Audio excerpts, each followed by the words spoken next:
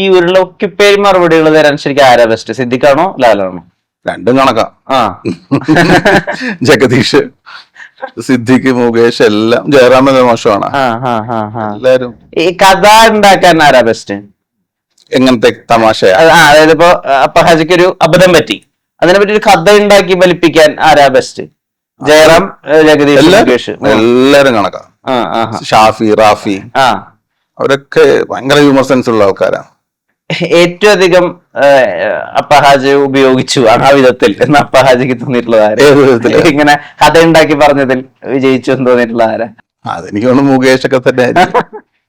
നമ്മള് പോലും ചെറിയൊരു ഇൻസിഡന്റ് ഉണ്ടാവും, പക്ഷെ അതിൽ നിന്ന് പുള്ളിയെ ഇന്റർവ്യൂ നമ്മൾ കേൾക്കും, നമ്മളെ പറ്റി പറയണത് നമ്മൾ പ്രതീക്ഷിക്കാത്ത സാധനങ്ങളെല്ലാം അടിച്ചു കയറ്റും.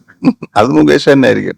മലയാള സിനിമയിൽ അങ്ങനെ ഒരു പറച്ചിലുണ്ട്, മുകേഷ്, ജഗദീഷ്, അപ്പഹാജ, ഗണേഷ്, അശോകൻ ഇവരൊക്കെ ആഘോഷിച്ച പോലെ യുവത്വം മലയാള സിനിമയിൽ അങ്ങനെ ആളുകൾക്ക് ആഘോഷിക്കാൻ പറ്റില്ല. ഇൻ ടേംസ് ഓഫ് പാർട്ടി അല്ലെങ്കിൽ മറ്റേ കളിയാക്കലുകള്, ട്രിപ്പുകള്, സന്തോഷം, അവസരങ്ങൾ, പലപ്പോഴും ഇങ്ങനെ കൂട്ടം ചേർന്നിട്ടുള്ള സിനിമകളും ആ സമയത്ത് കുറെ ഉണ്ടായിട്ടുണ്ടല്ലോ. അതായത് 4 ചെറുപ്പക്കാർ അങ്ങനത്തെ സിനിമകൾ ഉണ്ടായിട്ടുണ്ടല്ലോ.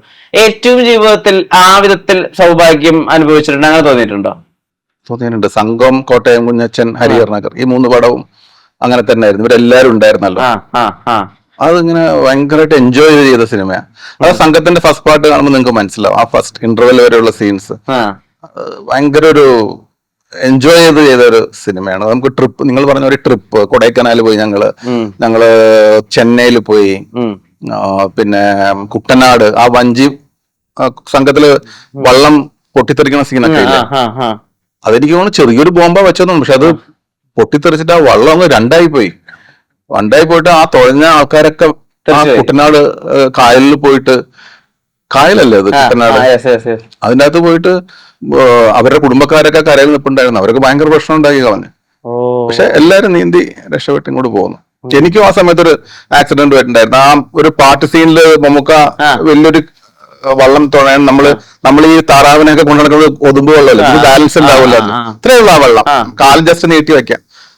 അപ്പൊ ഇത് ഭയങ്കര ഫാസ്റ്റ് ആയിട്ട് പോകുമ്പോൾ ഞാനിങ്ങനെ കൈവച്ച് ഇങ്ങനെ തുഴഞ്ഞു പോകുമ്പോഴത്തേക്ക് ഇതിന്റെ ഭയങ്കര പ്രഷർ, ഈ വെള്ളം ഇങ്ങനെ വലിച്ചിങ്ങനെ എടുക്കും, എന്നെ കൂടെ അടിച്ച് താഴത്തോട്ട് കൊണ്ടുപോയി കളഞ്ഞു. ഞാനിങ്ങനെ വെള്ളത്തിന്റെ അടി നിൽക്കുമ്പോൾ ഈ സാധനം മുകളിൽ കൂടെ പോണ കാണാം. വലിയ വെള്ളമല്ല, എത്ര 100 അടി, എന്താണ് 100 അടിയുടെ മുകളിലുണ്ടെന്ന് തോന്നുന്നത്. അങ്ങനെ ബ്ലേഡ് പോലെ ഇങ്ങനെ പോകും, അടിഭാഗം ഇങ്ങനെ ബ്ലേഡ് പോലെ ഇരിക്കണേ. പക്ഷെ നമ്മളിങ്ങനെ പുള്ള് ചെയ്തത്, പക്ഷെ എന്തോ ഭാഗ്യത്തിന് അതങ്ങ് പാസ് ചെയ്ത പോലെ ഞാനിങ്ങനെ പൊങ്ങി വന്ന് നമുക്ക് പറയാം, പഴക്കം പറഞ്ഞു എന്താ നീ കാണിച്ചെന്നൊക്കെ പറഞ്ഞേ. അതായത് അങ്ങനെ ഒരു കൺസേൺ വളരെ ജെന്യുവൻ ആയിട്ട് തന്നെ ഉണ്ടല്ലോ. അതായത് ഈ വലിയേട്ടൻ ഇമോഷൻ നാച്ചുറൽ ആയിട്ടുള്ള ഒരാളാണ്. അത് എനിക്കാണ് മമ്മൂക്കയോ അതെ മോഹൻലാലോ അതെ, അവര് ചെയ്യുന്ന വർക്കില് അവര് ബാക്കി എല്ലാരും ടേക്ക് കെയർ ചെയ്യും. കൺസേൺ ഉണ്ട്. അവര് എല്ലാരും സേഫ് ആയിരിക്കണം, കറക്റ്റ് ആയിട്ടുള്ള ഭക്ഷണം കിട്ടണ്ട എന്നൊക്കെ അവര് ശ്രദ്ധിക്കും. ഈ മമ്മൂക്ക ഈ സെറ്റിൽ ബിരിയാണി വിളമ്പുന്ന ഒരു ട്രഡീഷൻ ഇപ്പൊ നമ്മൾ കാണുന്നുണ്ട്. ഞാനുള്ളപ്പോഴൊന്നും അങ്ങനെ തന്നിട്ടില്ല. ഞാൻ വീട്ടിൽ നിന്ന് ഭക്ഷണം കഴിച്ചിട്ടുണ്ട്, ബിരിയാണി വിളമ്പുന്ന സംഭവം ഒന്നും എനിക്ക് ആ ഒരു ചാൻസ് എനിക്ക് കിട്ടിയിട്ടില്ല. എനിക്കൊന്നും പ്രൊഡക്ഷൻ കമ്പനി തുടങ്ങി, മമ്മൂട്ടി കമ്പനി തുടങ്ങിയപ്പോഴാണ് കുറച്ചുകൂടി ചെയ്യാൻ തുടങ്ങുന്നത്.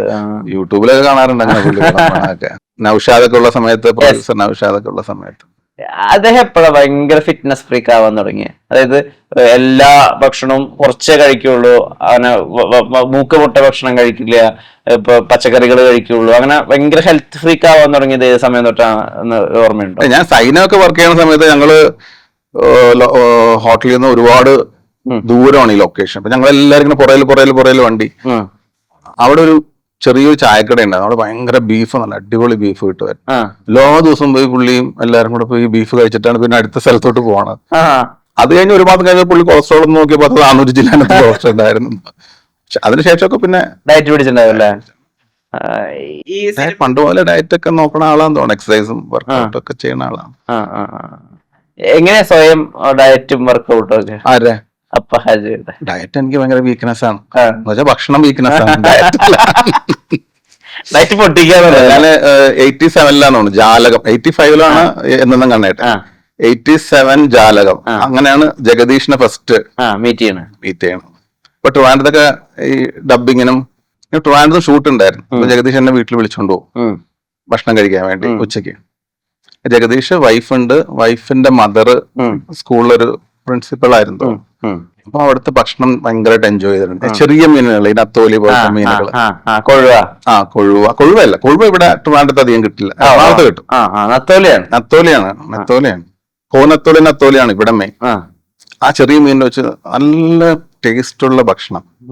ഞാൻ തിരുവനന്തപുരത്ത് കുറെ പേര്, ഇപ്പൊ സുരേഷ് ഗോപിയുടെ വീട്ടിലാണെങ്കിൽ പോയി ഭക്ഷണം കഴിക്കുമായിരുന്നു.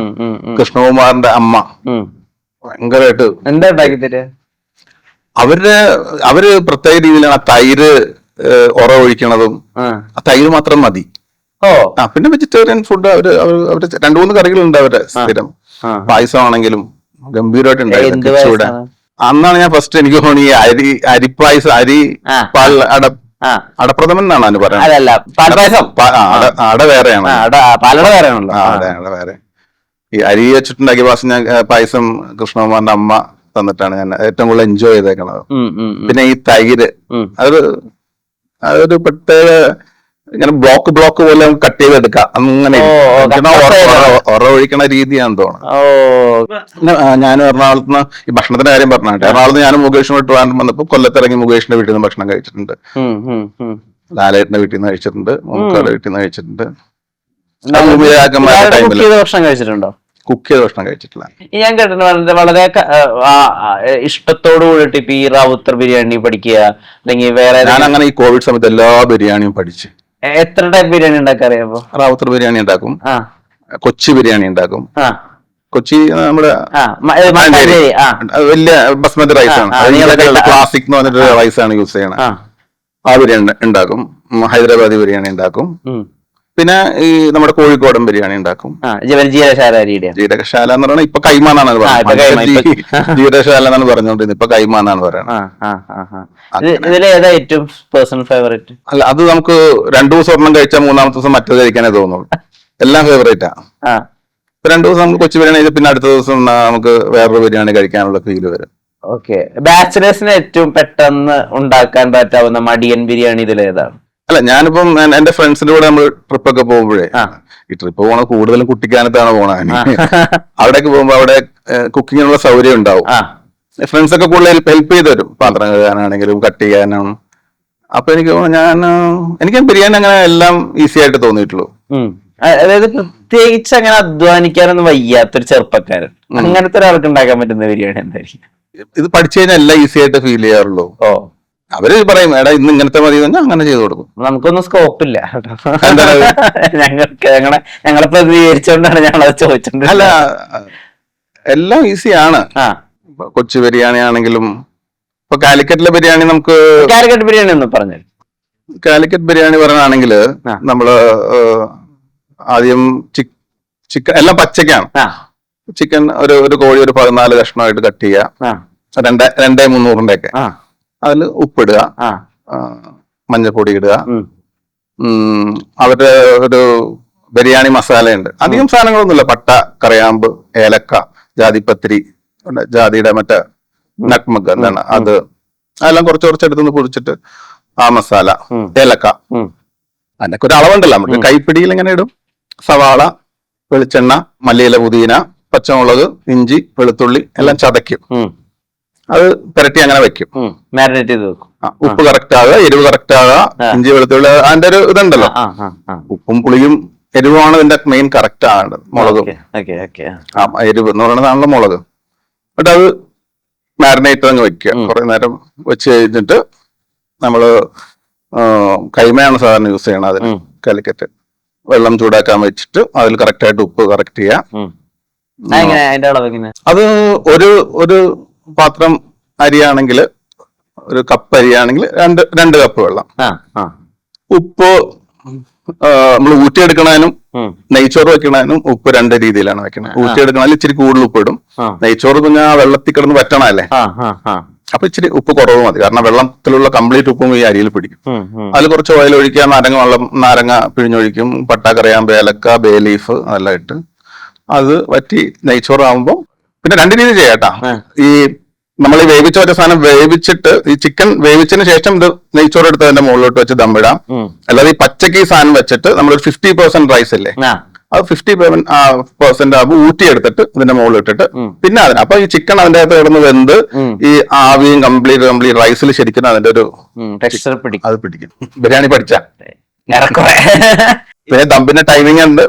ഒരു 5 മിനിറ്റ് നമ്മള് ഹൈ ഉണ്ടാക്കുമ്പോ ശരിക്കും ഈ മൈദ വെച്ചിട്ട് ഇങ്ങനെ ഒട്ടിച്ചൊക്കെ വെച്ചൊന്നും ഒട്ടിക്കാറില്ലേ, മെനക്കേടാണ്.